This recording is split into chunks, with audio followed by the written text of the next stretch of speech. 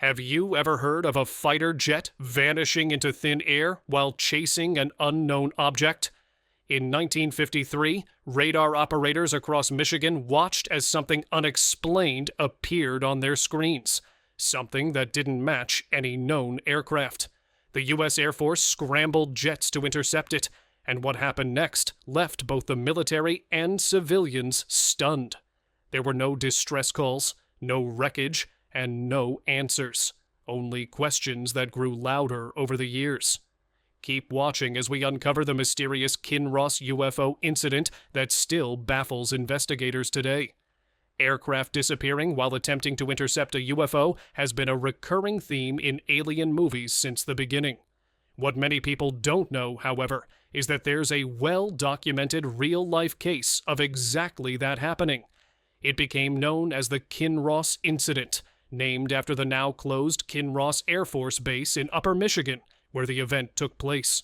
Shortly after sunset on November 23, 1953, First Lieutenant Felix Eugene Moncla was called upon to intercept an unidentified radar blip that was flying over Lake Superior near the city of Sault Ste. Marie, Michigan. Radar operators at the base had detected an unusual object that suddenly appeared on their screens, prompting them to dispatch the skilled Air Force pilot. Moncla took off in pursuit of the craft in an F-89C Scorpion fighter jet. He was accompanied by Second Lieutenant Robert L. Wilson, who served as the radar operator on board Moncla's jet. For some reason, the closer Moncla got to the unidentified craft, the more difficulty Wilson had tracking it on the Scorpion's radar. It was as if the object was somehow jamming their onboard system. Because of this interference, they had to rely on ground radar operators to guide them toward the object. At an altitude of about 8,000 feet and a speed nearing 500 miles per hour, it appeared that Moncla and Wilson were about to make contact with the unidentified craft. It was around 7 p.m. when the ground crew watched the radar screen nervously. They could see Moncla's jet getting closer and closer to the unknown object, expecting him to report back at any moment. Unfortunately, that never happened. The ground crew watched as the radar blip of Moncla's jet approached the unidentified object until the two signals nearly touched, and then the two merged into one. Moments later, Moncla's jet disappeared completely from the radar. At first, it was assumed that the jet may have passed above or below the object, but it never reappeared. Seconds later, the unidentified object also vanished from the radar, disappearing just as suddenly as it had appeared. It didn't move out of range. It was simply gone. Ground control was baffled. They tried again and again to contact Moncla and Wilson, but communication had been lost. The scene was already strange, but it would soon get even stranger. After several unsuccessful attempts to make contact, a lieutenant named William Mingenbach and his radar operator were sent to locate them. Mingenbach later said that they were airborne by 7:15 p.m. and quickly approached the area where communication had been lost. Along the way, his radar operator continuously tried to reach Moncla by radio, but there was no response, nor any sign of his jet on the radar. This changed at 7:35 p.m. when Mingenbach and his radar operator suddenly received a brief transmission. They could clearly hear Moncla's voice, recognizable by his thick southern accent, saying, "I think we better," followed by a few indistinct words before the transmission cut off. Mingenbach believed that Moncla was speaking to Wilson and that the message was not meant for them. They tried desperately to re-establish contact on that same frequency, but failed. What made this transmission so strange was that it occurred at 7:35 p.m., more than half an hour after ground control had lost track of Moncla and Wilson. Initially, it was assumed that their jet may have crashed into the unidentified object, explaining the loss of contact. But if that were true, how could Moncla's voice have been heard so long after the disappearance? Even more puzzling, Moncla didn't sound panicked. Mingenbach said he seemed slightly tense, but not alarmed. If they had crashed, they would likely have sent frantic mayday calls asking for help. The calm tone of his voice didn't fit that scenario. And if the jet had crashed the moment it vanished from the radar, Moncla wouldn't have had the means to transmit anything afterward. So where did that radio message even come from? These questions led to an intensive search of Lake Superior and its shoreline over the next 5 days. No trace of Moncla, Wilson, or their jet was ever found. This was confusing because the ground crew knew exactly where contact was lost. A high-speed jet crash would have left a large amount of debris, yet nothing was discovered. The total absence of wreckage suggested that they might not have crashed at all. But if they didn't crash, what actually happened to Felix Moncla and Robert Wilson that night? One detail that stood out was the radar interference experienced by Wilson during the chase. Interestingly, Mingenbach and his radar operator experienced no such disturbance, even though they flew through the same airspace. This ruled out external factors like weather. It also couldn't have been a malfunction of Wilson's radar system, since it was checked thoroughly before takeoff. This points to the possibility that the unidentified object had intentionally jammed their radar, which would require advanced technology, far beyond that of a civilian aircraft or simple radar glitch. Another strange aspect of the case was the many contradictions in official reports. The United States Air Force concluded that Moncla's jet had been sent to assist a Canadian C-47 Skytrain that had veered off course. According to this explanation, the Canadian aircraft was the unidentified blip that appeared on radar. However, in a later phone interview, U.S. Air Force Public Information Officer Lieutenant Robert C. White claimed the aircraft was actually a Canadian DC-3 flying over Lake Superior that night. These two aircraft models are similar, so the inconsistency went mostly unnoticed.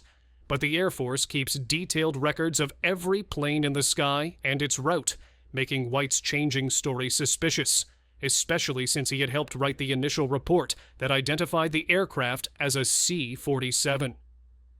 White said that Flight Officer Gerald Fosberg piloted the Canadian plane and that it showed up as unknown on radar because it was 30 miles off course.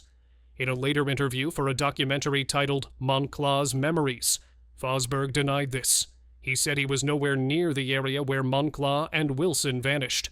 He insisted that he could never have been even a few miles off course, much less 30. High-ranking officials from the Royal Canadian Air Force also confirmed that no Canadian aircraft were in that airspace at the time. White's explanation didn't account for why no trace of Moncla, Wilson, or their jet was ever found. The contradictions and secrecy from the Air Force led many to believe that the official story was a cover-up. Moncla's cousin, Buddy Moncla, shared that belief. He said he'd heard rumors in town that the government story was fabricated, and several of Felix's associates agreed. When Buddy was asked directly in an interview whether he believed his cousin had encountered a UFO, he replied, "There's no question about what else it could be, and no one can prove otherwise." Given how bizarre the case was, many saw that conclusion as the only logical one.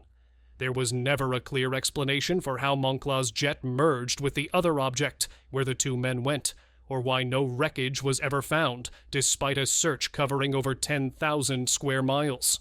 Adding to the mystery, the U.S. Air Force remained secretive and defensive whenever questioned about the case, a detail that many viewed as a clear sign something was being hidden.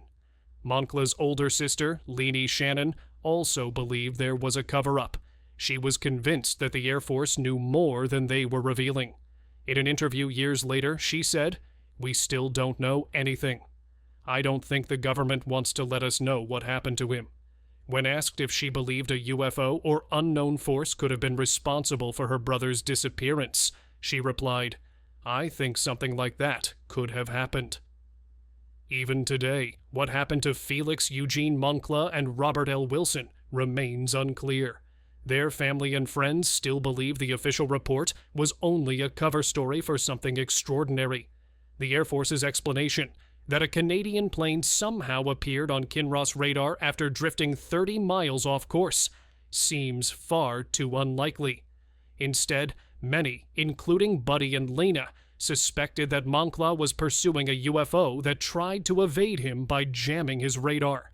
When Moncla continued the chase, the object may have captured his jet. This would explain why the two radar blips merged before his aircraft vanished, why the unidentified object disappeared moments later, and why the government avoided releasing more details. Sadly, this case stands as one of those rare mysteries where there's enough evidence to show that something unusual truly happened that night, but not enough to determine exactly what it was. We may never know for certain. Now let's move into another case that has kept people talking for decades. A case with pilots, radar reports, civilian witnesses, official reports that shifted over time, and a gap between what people saw and what the official record finally said. This is the story of Captain Thomas F. Mantel, a World War II pilot turned Kentucky Air National Guard officer who on a winter day in 1948 chased a bright object into the sky and never came back. The way the event unfolded, the examinations that followed, and the different explanations offered afterward make the incident a clear example of how an unusual sighting can turn into a long-running argument about what really happened. The basic facts are simple and well known. On January 7, 1948, Mantel climbed after an unexplained object over Kentucky, lost consciousness in the high climb, and crashed his P-51 Mustang near Franklin, Kentucky, where he was found dead. Those facts form the backbone of the story, but they leave open many questions about what Mantel and others actually saw, why they saw it, and why the official account changed over time. To understand how the day played out, you have to step back and picture the world in early 1948. World War II had ended only a few years earlier. The public and the military were both very focused on aircraft, technology, and anything that moved in the sky in ways people did not expect. Reports of flying saucers were spreading through newspapers and radio, and military intelligence was trying to sort out which reports pointed to real threats or secret projects, and which were misunderstandings. In that environment, the sighting over Kentucky started as an ordinary flight call and quickly turned into something that drew attention at the local and national level. Mantel was an experienced pilot, decorated for his wartime service, and respected by his peers. He was not a novice who would wildly chase odd lights without some judgment. His training, background, and rank mattered because they made his actions and his loss weigh more heavily in the public mind. People heard that a skilled pilot had been sent up after a strange object and that he had failed to return. That simple chain of events set off searches, interviews, and official reviews. The day began with routine activity. Mantel was leading a flight of 4 F-51 Mustangs from the Kentucky Air National Guard. The group was on a training flight, and they were passing over towns and country roads when ground observers, and later the pilots themselves, noted something unusual in the sky. Early reports described a bright metallic object that seemed larger than an airplane, and that moved in a way witnesses could not immediately explain. People on the ground used words like disc or saucer in the popular press, and some observers reported seeing it through binoculars. The control tower and several civilian witnesses described the object as pear-shaped or like an ice cream cone tipped with red, details that would later take on significance as investigators tried to match those details to known craft or experiments. As the pilots moved to intercept, radio chatter recorded that Mantel was climbing steeply to gain altitude and close the distance. The sequence of calls, the timestamps, and the change in the radar and visual contact form a precise timeline that helps reconstruct what happened. As Mantel climbed, his airplane reached altitudes that were high for the Mustang without supplemental oxygen. Standard procedures in that era did not always have pilots use oxygen for every climb, and the Mustangs did not have pressurized cabins. As Mantel continued to climb in pursuit of the object, his wingman reported seeing him go higher and higher, and then lose sight of the aircraft as he climbed into thin air. Later examination of the crash site and the aircraft condition showed that Mantel's plane entered an uncontrolled dive and crashed, killing him on impact. That chain, visual sighting, steep climb, loss of consciousness due to altitude, uncontrolled descent, and crash, was one explanation put forward fairly early in the investigations, especially by airmen who studied pilot physiology and aircraft performance. But it was not the only explanation, and disagreements about what the object was hardened into different narratives. Eyewitness descriptions are a key part of the case, and they vary in detail. The tower controllers at Godman Field at Fort Knox, ground observers in nearby towns, and drivers on the roads all supplied accounts that broadly matched. A bright object in the sky, odd shape, unusual movement, and then disappearance. Some descriptions included the detail of a parachute or a basket, and described cables, which is language more consistent with a balloon than a solid aircraft. Other descriptions leaned toward a bright, metallic object with abrupt maneuvers. These differences mattered because they influenced the investigative route. If observers had seen a balloon with a trailing cable and a gondola, that would point toward high-altitude research balloons. If they had seen a sharply moving metallic disc, that would suggest something else. Investigators would come back to these observational discrepancies repeatedly. Each witness had a window of time and an angle that shaped what they reported, and stress, distance, and the novelty of the sight likely changed how people framed what they were seeing. The mix of reports, some mentioning cables and a pear-shaped body, others noting a shiny disc, created an ambiguous set of facts that allowed different explanations to fit. Project Blue Book and Air Force investigators took the case seriously because it involved a trained pilot and because it risked becoming a public relations problem if no reasonable explanation was offered. Early in the investigation, J. Allen Hynek, then an astronomer who later became the Air Force's scientific consultant on UFOs, considered several possibilities. Venus had been in the region of sky near that time, and Venus had been the explanation for several earlier sightings. Hynek at first explored the idea that Mantel or other observers could have mistaken Venus for a craft. But that idea did not hold up because Venus would not look like a moving, pear-shaped object with cables or a basket, and because atmospheric haze would have made Venus unlikely to appear as a close, detailed object to multiple observers at varying locations at the times in question. Hynek and others eliminated that as the main explanation and moved toward examining other possibilities. His initial reasoning, retraction, and later analysis show how investigators responded as they gathered more witness statements and data. A later and significant development in the official record was the suggestion that Mantel had chased a high-altitude research balloon, specifically a skyhook balloon. Skyhook balloons were part of a classified project that launched massive balloons high into the atmosphere for scientific studies and sensor tests. These balloons could reach altitudes well above what fighters of the time normally operated at, and they sometimes carried heavy equipment and were topped by distinctive shapes that could look odd from the ground. Details reported by some observers: pear-shaped body, trailing lines, a basket-like object, fit what a skyhook balloon might look like if seen at distance, especially at high altitude with certain lighting. Investigators who later studied the case and classified files noted that secret balloon launches from other locations might have been in the same general region, and if Mantel did not know about such a balloon, he could interpret it as an unknown craft. The skyhook hypothesis became the favored official explanation for the sighting and the subsequent crash. But the skyhook account did not close the matter. For families and many witnesses, the idea that Mantel had simply misidentified a balloon was unsatisfying. Mantel had been a decorated pilot and a careful man. He had been awarded the Distinguished Flying Cross for actions in D-Day. He had a reputation for competence. Critics of the skyhook conclusion said that Mantel would have known how a balloon looked and behaved if he had visual confirmation, and they also pointed to the way the object seemed to move in ways inconsistent with balloons. Others pointed to how the Air Force had downplayed evidence or changed statements in public briefings, and that fed theories of a cover-up.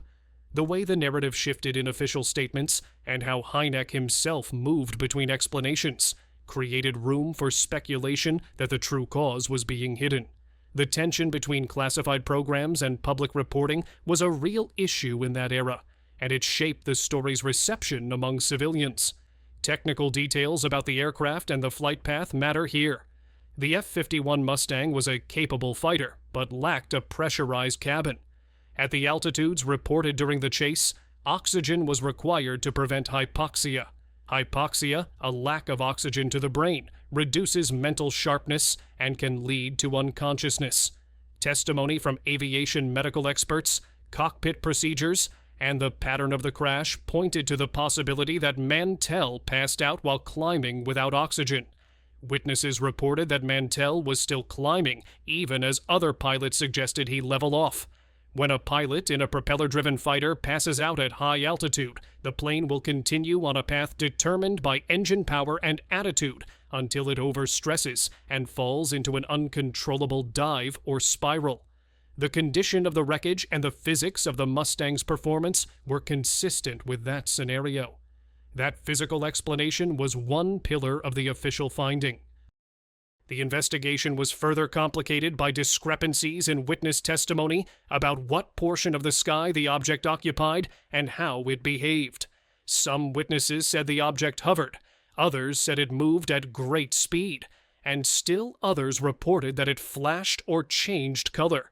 Weather conditions, the angle of the sun, and local visibility all shape how people perceive distant objects, and the investigators had to weigh these variables against the technical realities of the aircraft and the physiology of the pilot. The process of reconciling these differences drew in experts from different fields: meteorology, aeronautics, psychology, and military intelligence, each bringing methods that sometimes favored different conclusions.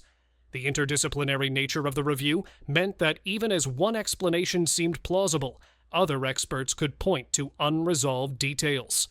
That scientific and procedural debate left room for alternative narratives. Public coverage and media framing played a major role in how the story lived on. Reporters framed Mantel's death in dramatic ways, and newspapers ran images of the wreckage next to headlines about mysterious flying discs. At a time when the popular imagination was excited about sightings, and when official statements were often limited by classification, stories about brave pilots chasing enigmatic objects sold well. The visual of a decorated war pilot climbing after an unknown object and being lost in the sky carried emotional weight. Families, local officials, and veterans weighed in, and the public debate about whether the Air Force had been transparent, whether the skyhook explanation was adequate, and whether there might be other explanations grew louder. The media attention kept the incident from being a dry technical report and turned it into a story that people discussed for generations. So thanks for watching, and don't forget to subscribe to our channel for more content like this.